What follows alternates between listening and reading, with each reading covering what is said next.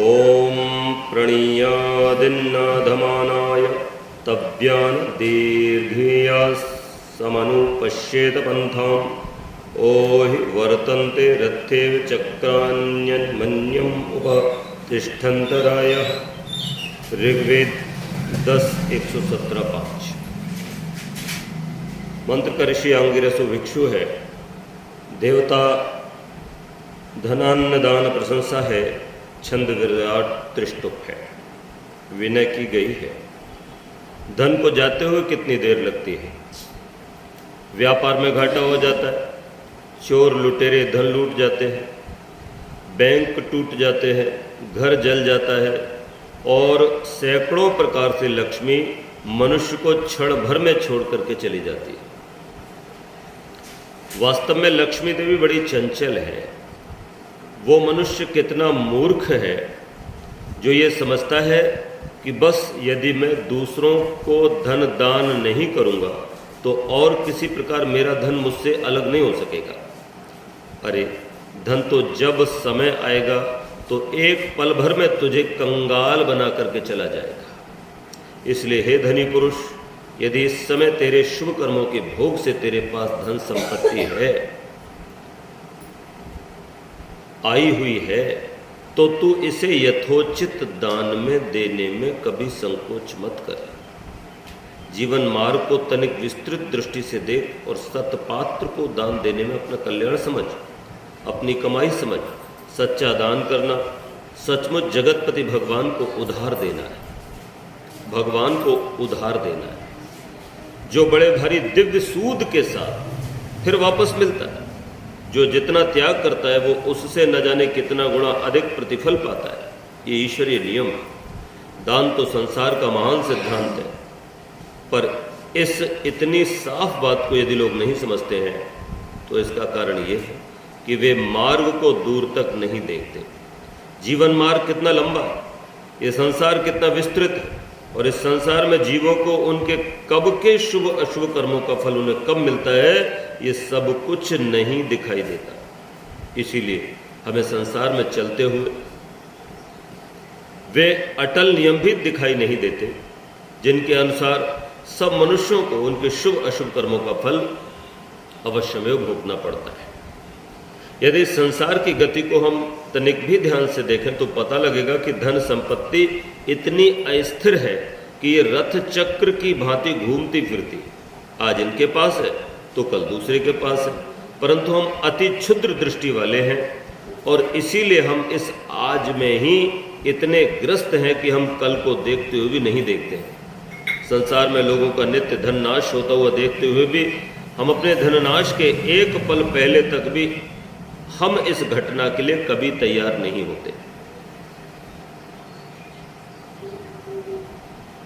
और इसीलिए तनिक सा धननाश होने पर इतने रोते चिल्लाते भी हैं। यदि हम मार्ग को विस्तृत दृष्टि से देखें तो इन धनागमों और धननाशों को अत्यंत तुच्छ बात समझें। यदि संसार में प्रतिक्षण चलायमान घूमते हुए इस धन चक्र को देखें, इस बहते हुए धन प्रवाह को देखें, तो हमें धन जमा करने का तनिक भी मोह न रहे।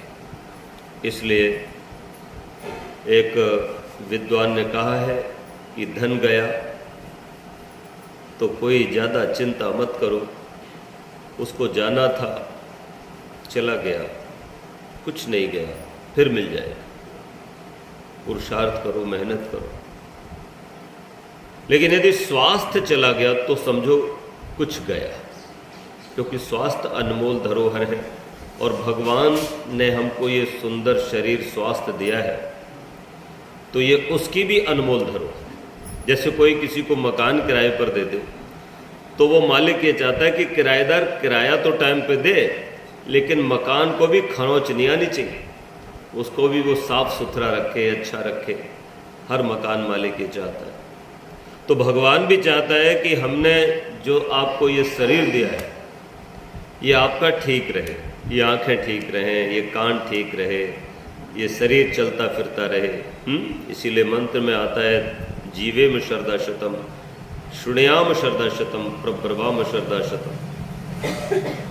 लेकिन इसके आगे फिर कहा कि अगर चरित्र चला गया तो समझो सब कुछ चला गया, कुछ विशेष नहीं बचा। तो जो चरित्रवान लोग हैं वो कौन लोग हैं? वो वही लोग हैं जो मर्यादित जीवन जीने वाले होते हैं। मर्यादा वेद की 5 महायज्ञों की जो मर्यादा पाल करके चलते हैं।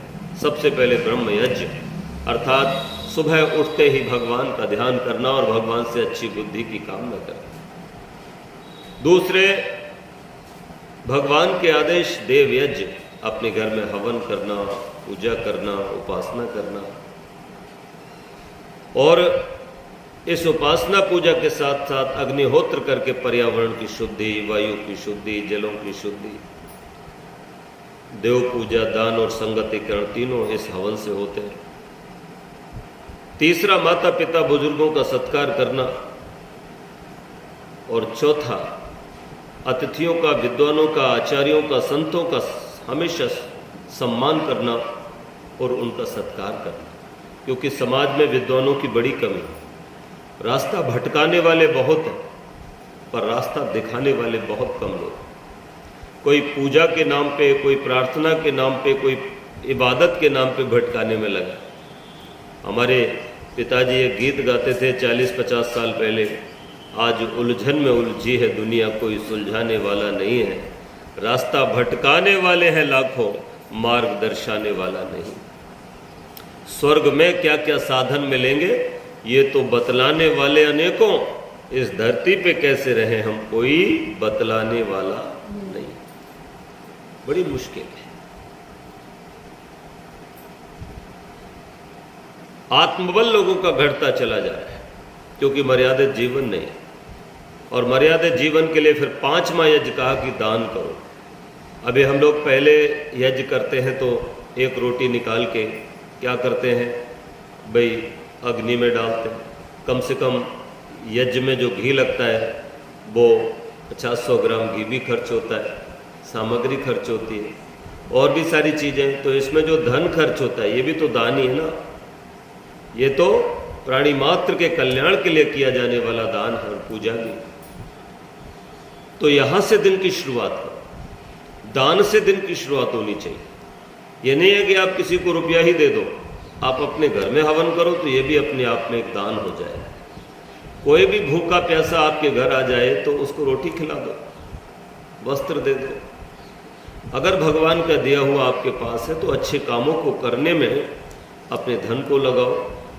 यही 5 बातें हैं जो भगवान की हैं और भगवान चाहता है कि तुम सब मेरे दिए गए इस जीवन को, जिसका वैसे तो कार्यकाल 100 साल है, लेकिन फिर भी ये लगभग 60 साल में चुकने सा लगता है, तो इसको सावधानी से रखो तो 70-80 साल तक तो इसको चला के कम से कम इसमें रह कर के अपने लिए तो कुछ करो। अर्थात तुम आत्मा हो, अपनी आत्मिक उन्नति के लिए प्रयत्न करो। और यही सब चीज़ें जो है वो आत्मा की उन्नति कराने वाली है। आओ इन्हीं बातों पर ध्यान देते हुए हम आज के इस यज्ञ को संपन्न करते हैं। ओम